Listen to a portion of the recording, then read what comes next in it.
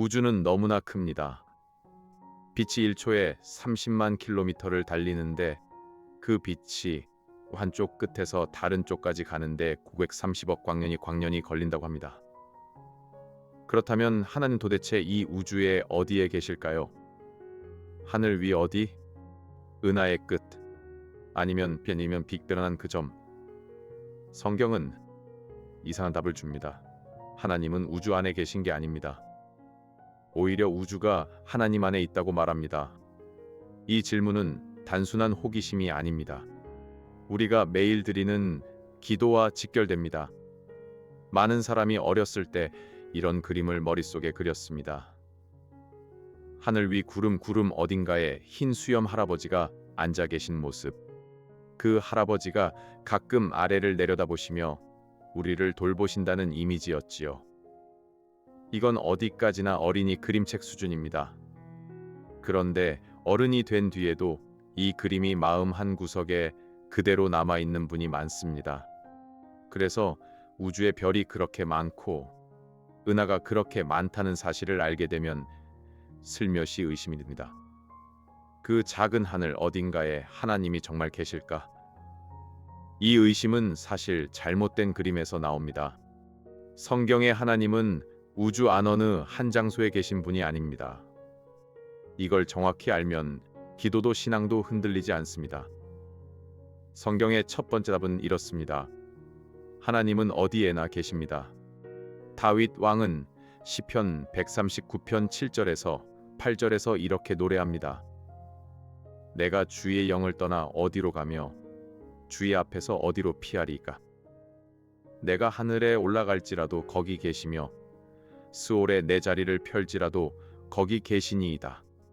여기서 다윗이 말하는 건 단순합니다. 하늘이든 땅속이든 바다 끝이든 사막이든 하나님이 안 계신 곳은 없다는 겁니다. 이걸 신학에서는 편재성이라고 부릅니다. 어렵게 들리지만 뜻은 단순합니다. 하나님이 모든 곳에 두루 계신다는 뜻이지요. 비유로 풀어보겠습니다. 우리 집에 와이파이를 깔면 거실, 앙, 부엌, 화장실까지 신호가 다 닿습니다. 어디에서 휴대폰을 켜도 똑같이 연결됩니다. 하나님의 임재는 그것보다 훨씬 완전합니다. 와이파이는 벽을 만나면 약해지지만 하나님은 어떤 벽으로도 막을 수 없습니다. 다만 이건 어디까지나 비유입니다. 와이파이는 신호가 퍼져나가지만 하나님은 신호가 아니라 인격이십니다. 그분이 한 곳에 더 많이 계시고 다른 곳에 덜 계시는 게 아닙니다. 모든 곳에 그분 전부가 계십니다. 그런데 여기서 멈추면 큰 오해가 생깁니다.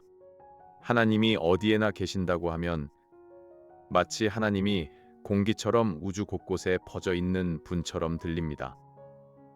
성경은 그것도 단호히 거부합니다.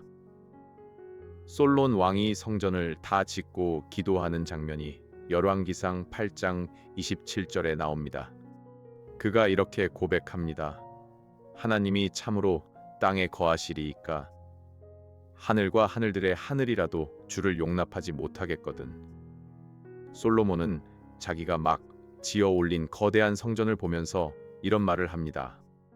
이 성전이 아무리 크고 화려해도 하나님을 다 담을 수 없다는 겁니다. 더 놀라운 건 그 다음입니다. 하늘조차도 우주 전체조차도 하나님을 담을 수 없다는 거지요. 이걸 초월성이라고 부릅니다. 하나님이 피조 세계 바깥에 그 위에 계신다는 뜻입니다. 비유를 들어보겠습니다. 작가가 소설을 한 권 쓴다고 해봅시다. 그 소설 속에 100명의 인물이 등장합니다. 작가는 그 인물들 한 명 한 명을 다 알고 그들의 마음과 미래까지 다 압니다. 작가 자신은 소설 안에 들어있는 인물이 아닙니다. 책 바깥에서 그 책 전체를 만들고 붙들고 있는 분이지요. 하나님과 우주의 관계가 비슷합니다. 다만 이 비유도 완벽하지 않습니다. 작가는 일단 책을 다 쓰면 책에서 손을 뗄 수 있지만 하나님은 매 순간 우주를 붙들지 않으시면 우주가 사라집니다. 20세기 미국의 개혁주의 신학자 R.C. 스프로울이라는 분이 이 문제를 자주 다뤘습니다. 그는 이렇게 정리했습니다. 하나님이 우주 안에 있는 게 아니라 우주가 하나님 안에 있다. 그러면 이런 질문이 따라옵니다. 하나님은 도대체 어떤 분이시기에 우주 전체를 담는 분이실 수 있을까요? 답은 이렇습니다. 하나님은 공간 안에 계신 분이 아니라 공간을 만드신 분입니다. 요한복음 4장 24절에서 예수님이 사마리아 여인에게 직접 말씀하십니다. 하나님은 영이시니 예배하는 자가 영과 진리로 예배할지니라. 영이시라는 말이 무슨 뜻일까요? 보통 우리는 영을 어떤 안개 같은 것으로 상상합니다. 그건 영을 잘못 그린 그림입니다. 성경이 말하는 영은 몸과 공간의 제약을 받지 않는 인격적인 존재라는 뜻입니다. 쉽게 풀어보면 이렇습니다. 우리는 한 번에 한 자리밖에 못 있습니다.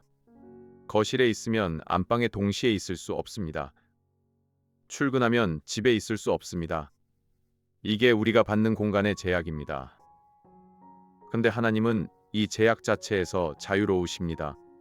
16세기 종교개혁자 장 칼빈이 기독교 강요라는 책에서 이런 표현을 씁니다. 하나님은 자신 안에 모든 것을 담으시되 그 어떤 것 안에도 갇히지 않으신다. 어렵게 들리지만 뜻은 단순합니다. 하나님이 우주를 다 품으시지만 우주 어느 한 부분도 하나님을 가두지 못한다는 겁니다. 조금 더 옛날로 가서 4세기 VFD 과에서 활동한 어거스틴이라는 신학자가 있습니다. 그는 고백록이라는 책에서 자기 인생을 돌아보며 이런 기도를 합니다. 주여, 주께서 모든 곳에 계시기에 제가 어디로 가도 주를 피할 수 없었습니다. 어거스틴은 청년 시절에 하나님을 피해 다니던 사람이었습니다. 그러다가 마침내 깨달은 게 있습니다. 도망갈 곳이 없다는 거였지요. 어디를 가도 거기 하나님이 계셨습니다. 여기서 한 가지 의문이 풀려야 합니다. 그런데 성경은 분명히 하늘에 계신 우리 아버지라고 가르치잖아요. 예수님이 직접 하신 기도가 그렇습니다. 이 하늘은 우리가 고개 들면 보이는 그 푸른 하늘이 아닙니다. 성경에서 하늘이라는 말은 두 가지로 쓰입니다. 첫 번째는 우리가 보는 푸른 하늘, 별이 있는 우주입니다. 두 번째는 보이지 않는 영적인 영역, 하나님의 임재가 가장 충만히 드러나는 곳입니다. 주기도문에서 하늘에 계신이라고 할 때는 두 번째 뜻입니다. 비유로 풀어보겠습니다. 우리가 아빠 회사에 있다고 하면 그 회사 건물 어느 한 방에 아빠가 있다는 뜻이지요. 하나님이 하늘에 계시다는 표현은 그것과 다릅니다. 하나님이 다스리시는 그 보이지 않는 영역, 그분의 영광이 가장 환히 드러나는 그 차원에 계시다는 뜻입니다. 이사야 66장 1절에서 하나님이 직접 이렇게 말씀하십니다. 하늘은 나의 보좌요, 땅은 나의 발판이니. 보좌와 발판이라는 말은 통치의 그림입니다. 하나님이 온 우주를 자기 발판처럼 다스리신다는 뜻이지요. 오늘날 두 가지 큰 도전이 있습니다. 첫째는 무신론자의 주장입니다. 우주를 아무리 망원경으로 들여다봐도 하나님이 안 보인다는 겁니다. 그래서 하나님은 없다고 말합니다. 이 주장의 문제는 단순합니다. 망원경은 우주 안에 있는 것을 보는 도구입니다. 우주 안에 안 계신 분을 우주 안의 도구로 찾는 건 처음부터 헛수고입니다. 작가를 책장 안에서 찾는 격이지요. 책장을 다 뒤져도 작가가 없다고 해서 작가가 없는 게 아닙니다. 작가는 책 바깥에 있을 뿐입니다. 둘째는 범신론입니다. 하나님과 우주가 같다는 주장이지요. 모든 나무, 모든 강, 모든 산이 다 하나님의 일부라는 가르침입니다. 동양 종교나 뉴에이지 영성에 흔히 나타납니다. 이것도 성경의 답과 다릅니다. 성경의 하나님은 우주를 만드신 분이지 우주 자체가 아닙니다. 만약 하나님과 우주가 같다면 우리가 죄를 지은 것도 하나님의 일부가 됩니다. 시간이 흐르면서 우주가 변하는 것도 하나님이 변하시는 게 됩니다. 그런 신은 우리를 구원할 수 없습니다. 성경의 하나님은 우주와 구별되는 분이시되 우주의 모든 곳곳에 임하시는 분입니다. 이 두 가지가 함께 있어야 합니다. 이 진리가 머리 지식으로만 남으면 아무 소용이 없습니다. 그래서 매일의 신앙에 어떤 의미가 있는지 생각해 봅시다.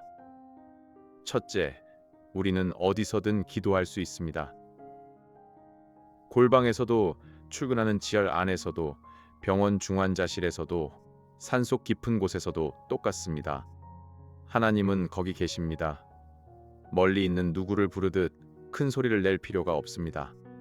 둘째, 우리는 숨길 곳이 없습니다. 어거스틴이 깨달은 그대로입니다. 죄를 마음 한 구석에 숨겨두려 해도 거기 하나님이 보고 계십니다. 이게 무섭게 들릴 수 있지만 실은 큰 위로입니다. 우리가 솔직해질 곳이 있다는 뜻이니까요. 자기 자신에도 들킬까 두려운 그 마음의 구석을 하나님 앞에서는 활짝 열 수 있습니다. 셋째, 우리는 외롭지 않습니다. 사도 바울이 사도행전 17장 27절에서 28절에서 이렇게 말합니다.